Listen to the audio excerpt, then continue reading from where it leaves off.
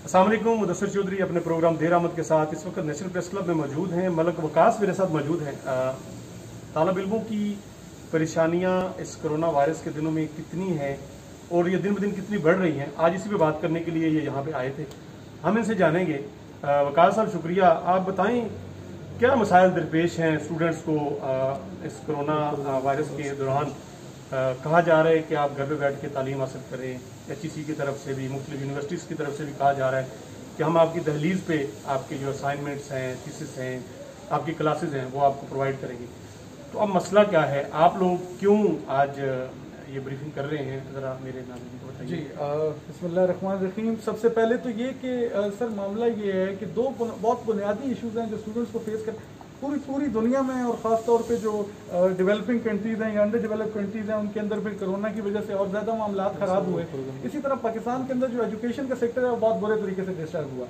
अब अलमिया ये है कि जो हमारे लोग अथॉरिटीज़ के अंदर हैं जो एजुकेशन सेक्टर को कैरी कर रहे हैं, चाहे वो हायर एजुकेशन कमीशन हो, चाहे एजुकेशन मिनिस्ट्री हो या और कोई भी इदारा इस किस्म का है, तो वो सीरियस उन्होंने नहीं लिया। अब हुआ ये कि उन्होंने कहा जी हम ऑनलाइन यूनिवर्सिटीज़ बंद करेंगे, ऑनलाइन क्लासेस का आगाज़ कर देंगे। ऑनलाइन क्लासेस का आगाज़ करते हुए एक तो पूरी दुनिया के अंदर एक प्रॉपर लर्निंग मैनेजमेंट सिस्टम हमारी यूनिवर्सिटीज़ के हैं। बहुत सारे मुल्कों में तो कोरोना से पहले ऑनलाइन क्लासेस हो रही थी, दुनिया जा रही है, डिजिटलाइज हो रही है, लेकिन हमने उसको पहले चेक नहीं किया, ना उसको मतलब इवन मौजूद ही नहीं है कोई प्रॉपर सिस्टम। अच्छा, जो ये पेंडेमिक आई हुआ ये कि बहुत सारी यूनिवर्सिटी जो है वो व्हाट्सएप पे क्लासेस दे रही हैं, कोई यूनिवर्सिटी जो है वो आपको जूम पे क्लास दे रही है, कोई स्काइप पे ले रही है। हालांकि मैं आपको बताऊं अभी तो हमारे मुल्क में जूम पे क्लास एक एक्स्ट्रा हो रही, बहुत ज़्यादा हो रही है, लेकिन अभी आपको ये बात बताऊं कि जूम तो बेसिकली मीटिंग का एक सॉफ्टवेयर है, उसमें तो मतलब कि क्लासेस का कॉन्सेप्ट ही नहीं है। अच्छा, अब मैं आपको शॉर्टली दोनों अपने पॉइंट्स बता देता हूँ। पहली बात सर ये है कि हम कहते हैं कि जो फीसेज हैं, जो बच्चों से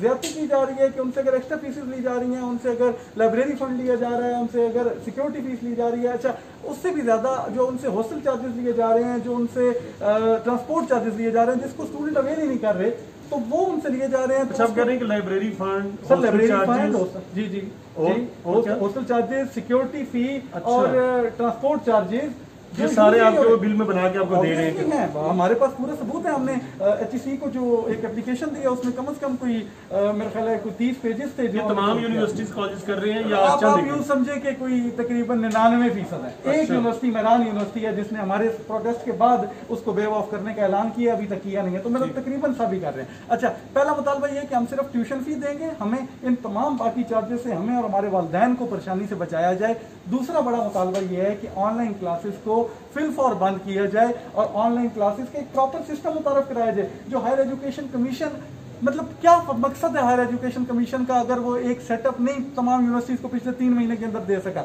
एग्जीक्यूटिव डायरेक्टर साहब HEC के जिनसे हमारी मुलाकात हुई, मैं खुद उसको लीड कर रहा था कमेटी को, जो डायलॉग कमेटी हमारी अंदर गई, 6 रुकनी जो अभी यहाँ मौजूद थे, उन्होंने कहा बेटे इंशाल्लाह आपको हम यकीन दहानी कराते हैं कि 90 दिन के अंदर इसका हल निकलेगा और हम कमेटी बनाएंगे। मैं के साथ तब तक तो नेक्स्ट सेमेस्टर आ जाएगा।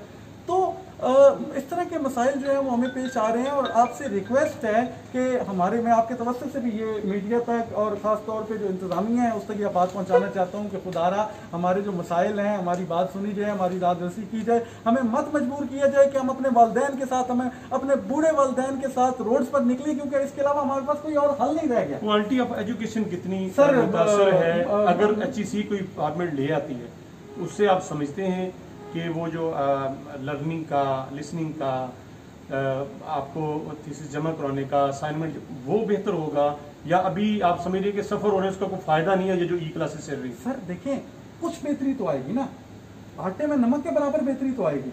ऐसा तो नहीं होगा कि हर चीज जो है वो मतलब आप यूँ समझे कि एक जगह एक यूनिवर्सिटी ऐसी है, बल्कि एक नहीं 2-4 यूनिवर्सिटी ऐसी हैं कि उन्होंने कहा हम ऑनलाइन पेपर लेंगे। अच्छा, बच्चों ने कहा कि सर हमारे पास तो इंटरनेट की अवेलेबिलिटी नहीं है, बहुत सारे पाकिस्तान के जगहों पे इंटरनेट की अवेलेबिलिटी नहीं है, तो उनको कहा गया अच्छा फिर हम आपको मोबाइल पे कॉल लगा लेंगे और वाइवा देंगे और आपका सेमेस्टर उससे क्लियर करेंगे। तो खुदारा ये कैसी पॉलिसी है कि अच्छा जी इंटरनेट नहीं है तो फिर हम आपको कॉल पे व्हाट्सएप पे सुन लेंगे, आपकी हम कॉल पे आपसे बात कर लेंगे और वाइवा ले लेंगे।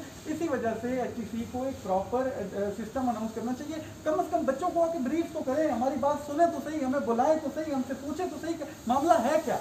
नहीं, अगर आप देखें, अगर यूनिवर्सिटीज क्लासेस ना लें, उनके पास मैकेनिज्म मौजूद नहीं, आप सेमेस्टर ज़ाया होने की भी बात कर रहे हैं, डेफिनेटली जो दिन गुजर रहे हैं ये अल्लाह ना करे साल ज़ाया होने वाली बात हो जाए, तो आप समझते हैं कि ये बिल्कुल भी कुछ नहीं है? सर दो चीज़ें, सेमेस्टर एक तो ज़ाया हो चुका क्योंकि बच्चों ने क्लासें नहीं ली। तो आपका इंजीनियर जो है वो अगर जूम की क्लास पे पूरा सेमेस्टर पढ़ के इंजीनियरिंग कंप्लीट करेगा तो फिर अल्लाह ही हाफिज़ है।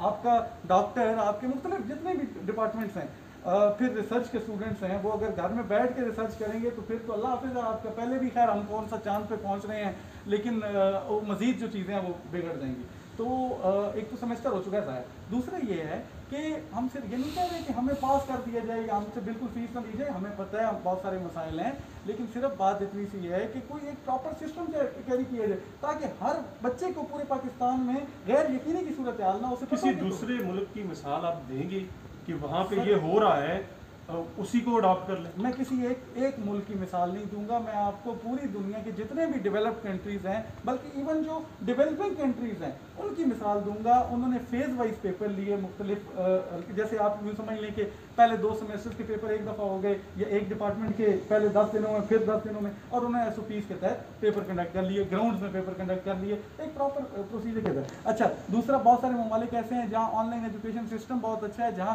इंटरनेट की अवेलेबिलिटी, आपके जो इंटरनेट टावर्स हैं वो गलियों में, रोडों पे लगे हुए हैं, तो वो इंटरनेट की अवेलेबिलिटी है, उन्होंने उसके थ्रू भी कैरी कर ली है। अच्छा, इसी तरीके से और कई ऐसी चीज़ें, मैं अगर आपके साथ डिटेल की बैठक करूँ तो मैं आपको वो पूरे रिटर्न फॉर्म में ला के दे सकता हूँ कि ये चीज़ें जो हैं वो पूरी दुनिया के अंदर हो रही हैं, लेकिन हमें अपने उस जो प्रोसीजर है, जो हमारा मतलब हमारा मुल्क के अंदर जो एक मामलात हैं और जो जहाँ तक हमारी पहुँच है, अप्रोच है, उसके अंदर रहते हुए सोचना चाहिए। तो इस पर बहरहाल हायर एजुकेशन कमीशन को कोई नोटिस लेना चाहिए। यानी मुझे अभी तक ये महसूस हो रहा है कि हायर एजुकेशन कमीशन या एजुकेशन मिनिस्ट्री जो है वो सीरियस ही नहीं ले रही है।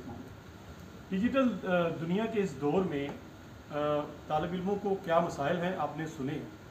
आजकल छोटी से छोटी बात और बड़ी से बड़ी बात भी इसी डिजिटल मीडिया से एक दूसरे को कन्वे हो रही।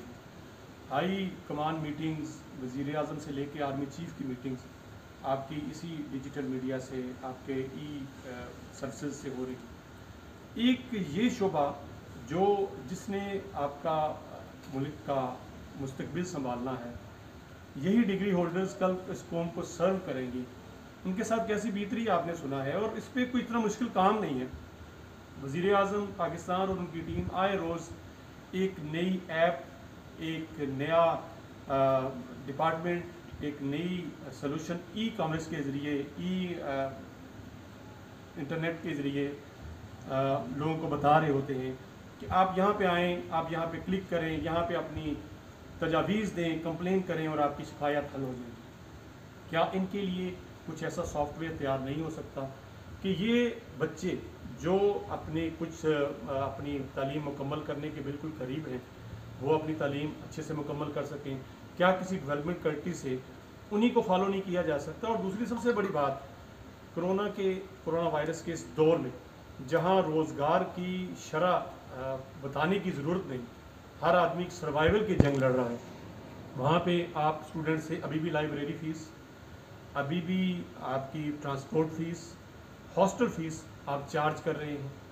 होना तो ये चाहिए था कि यूनिवर्सिटीज़ को कहा जाता कि इनकी फ़ीसेस इनको वेव ऑफ की जाएगी, माफ़ की जाएगी, और ये अपने घरों में बैठे और अपने वालिदैन को तंग न करें। बहुत से बच्चे जो इन बड़ी यूनिवर्सिटियों में पढ़ते हैं वो लाजमी नहीं वो बड़े ख़ानदान और बड़े घरों से हों। बहुत से माँ बाप अपने खून पसीने की कमाई, अपना घर, अपनी ज़मीन, अपना जेवर, माएँ अपना जेवर बेच के अपने बच्चों को पढ़ाती हैं कि ये मुल्क का मुस्तकबिल बनेंगे और उनका मुस्तकबिल बनेंगे। वो इस मौके पे परेशान हाल हैं। आज इसी परेशानी का जिक्र उन्होंने प्रेस कॉन्फ्रेंस में भी किया। कुछ बातें आपने सुन ली, कुछ जो अथॉरिटीज़ हैं वो जानती हैं, लेकिन जानबूझकर शायद वो ये काम नहीं करना चाहती। आज के लिए इतना ही। अल्लाह हाफ़िज़।